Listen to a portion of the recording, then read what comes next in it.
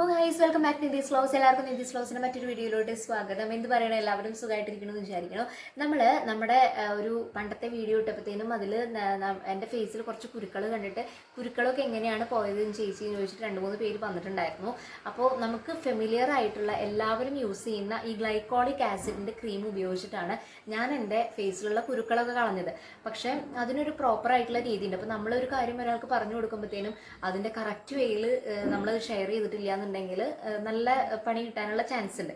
അപ്പോൾ നമ്മൾ എന്ത് ചെയ്യുക, ഈ ഗ്ലൈക്കോളിക് ആസിഡിൻ്റെ 6% ഈ ക്രീം യൂസ് ചെയ്തിട്ടാണ് നമ്മുടെ ഫേസിലുള്ള കുരുക്കൾ ഞാൻ കളയാറുള്ളത്. ഇപ്പോഴും കുരുക്കൾ വന്നു കഴിഞ്ഞാൽ നമുക്ക് പെട്ടെന്നൊരു റെമഡി ആയിട്ട് ഞാൻ യൂസ് ചെയ്യാറുള്ളത് ഈ ഒരു ക്രീമാണ് കേട്ടോ. ഇത് അപ്പം നമ്മളിത് യൂസ് ചെയ്യുമ്പോൾ അത് കറക്റ്റായിട്ട് വെയിൽ ഉപയോഗിക്കുകയാണെന്നുണ്ടെങ്കിൽ നിങ്ങൾക്ക് അതിൻ്റെ റിസൾട്ട് കിട്ടും. അപ്പോൾ ഇത് പിഗ്മെൻറ്റഡ് ഫേസിലും അതേപോലെ തന്നെ ഡാർക്ക് സ്പോട്ട് ഉള്ള ആൾക്കാർ, അതേപോലെ പിമ്പിൾസ് ഉള്ള ആൾക്കാരൊക്കെ ഈ ക്രീം യൂസ് ചെയ്യാറുണ്ട്.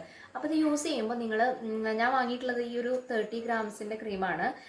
മാർക്കറ്റിൽ അതേപോലെ നമ്മൾ എല്ലാ മെഡിക്കൽ സ്റ്റോറിലും ഈസി ആയിട്ട് കിട്ടുന്ന ഒരു ക്രീമാണ് കേട്ടോ. വെച്ചാൽ മെഡിക്കൽ സ്റ്റോറിൽ നമുക്ക് ഈസി ആയിട്ട് പർച്ചേസ് ചെയ്യാൻ പറ്റും. അപ്പോൾ ഈ ക്രീം യൂസ് ചെയ്യുമ്പോഴത്തേനും നിങ്ങളൊരു കാര്യം ശ്രദ്ധിക്കുക, കറക്റ്റായിട്ട് നിങ്ങളുടെ ഫേസ് ക്ലീൻ ആക്കുക. രാത്രിയാണ് ഈ ക്രീം യൂസ് ചെയ്യേണ്ടത്. ഡെയിലി നിങ്ങൾ ക്രീം യൂസ് ചെയ്യാൻ പാടില്ല. രാത്രി നിങ്ങൾ കിടക്കുമ്പോഴത്തേനും നിങ്ങളുടെ ഫേസിൽ ഉള്ള മേക്കപ്പ് ആയിക്കോട്ടെ, നിങ്ങളുടെ ഡേർട്സുകളായിക്കോട്ടെ, അത് കംപ്ലീറ്റ് ഫേസിൽ നിന്ന് ഒഴിവാക്കി നല്ല ക്ലീൻ ആക്കി ഐസ് ക്യൂബ് വെച്ചിട്ടോ അല്ലെങ്കിൽ നല്ലൊരു തണുത്ത വെള്ളം വെച്ചിട്ടോ നന്നായിട്ട് മുഖം വാഷ് ചെയ്തതിന് ശേഷം, ഫേസ് വാഷ് ഇട്ട് വാഷ് ചെയ്തതിന് ശേഷം നമ്മുടെ ഫേസിൽ ചളികളൊന്നുമില്ല എന്ന് ഉറപ്പ് വരുത്തിയിട്ട് ഈ ക്രീം അപ്ലൈ ചെയ്യുകയാണ് വേണ്ടത്. അപ്പോൾ ഈ ക്രീം അപ്ലൈ ചെയ്യുമ്പോൾ വളരെ കുറച്ച് ക്വാണ്ടിറ്റി മാത്രം എടുത്തിട്ട്, ഇപ്പോൾ നമ്മുടെ പിമ്പിൾസ്, പിന്നെ ഇവിടെ 2 പിമ്പിൾസ് ഉണ്ട്. ഇപ്പോൾ ഈ 2 പിമ്പിൾസാണ് എനിക്ക് പോകേണ്ടതെന്ന് വെച്ചാൽ ആ പിമ്പിളിൽ മാത്രം ടച്ച് ചെയ്ത് കൊടുക്കുക. അല്ലാണ്ട് ഫേസിന് വേറെ എവിടെയും നിങ്ങൾ ഈ സാധനം തേക്കരുത്.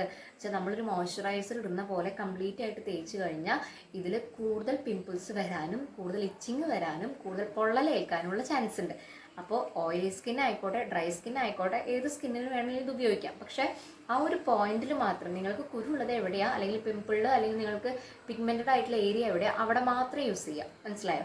അപ്പോൾ എനിക്കിപ്പോൾ നെറ്റത്തൊക്കെ ഒരുപാട് കുരുക്കളുണ്ടായിരുന്നു. അപ്പോൾ ഈ കുരുക്കളുള്ള ഭാഗത്ത് മാത്രമാണ് ഇത് ഇട്ട് കൊടുത്തിട്ടുണ്ടായിരുന്നത്. എൻ്റെ ആ വീഡിയോയിൽ കണ്ടപ്പോൾ ആ ഒരു കുട്ടി അങ്ങനെയാണ് ചോദിച്ചത്, നെറ്റത്ത് ഒരുപാട് കുരുക്കൾ ഉണ്ടായിരുന്നല്ലോ, പിന്നത്തെ വീഡിയോയിൽ കണ്ടില്ല, എങ്ങനെയാണ് പോയതെന്ന്. അപ്പോൾ ഞാൻ ഇതാണ് ഉപയോഗിച്ചത്.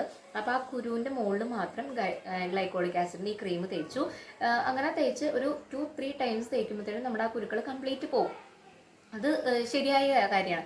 പക്ഷെ അത് ഉപയോഗിക്കുന്ന രീതിയിലാണ് പലർക്കും ഇത് പ്രശ്നങ്ങൾ ഉണ്ടാക്കുന്നത്. പിന്നെ ഒരു കാര്യം എന്താണെന്ന് വെച്ചാൽ, നമ്മുടെ കറുത്ത പാടുകളൊക്കെയാണ് പോകേണ്ടതെന്ന് വെച്ചാൽ നമ്മളിതിങ്ങനെ വലിച്ച് വാരി തേക്കും. അങ്ങനെ ഒരിക്കലും തേക്കരുത്. പിഗ്മെൻറ്റഡ് ആയിട്ടുള്ള ഫേസിലും നിങ്ങൾ അങ്ങനെ തേക്കരുത്. അങ്ങനെ തേക്കുമ്പോഴത്തേനും നിങ്ങൾ എന്താണ് ചെയ്യേണ്ടതെന്ന് വെച്ചാൽ, രാത്രി ഇതേപോലെ കറക്റ്റ് ഫുള്ളായി കഴുകി വൃത്തിയാക്കിയതിന് ശേഷം എന്ത് ചെയ്യുക, ഒരു മോയ്സ്ചറൈസർ എടുത്ത് മുഖത്ത് അപ്ലൈ ചെയ്യുക. നമ്മൾ സാധാരണ യൂസ് ചെയ്യുന്ന മോയ്സ്ചറൈസർ എടുത്ത് കംപ്ലീറ്റ് ഫേസിലിടുക.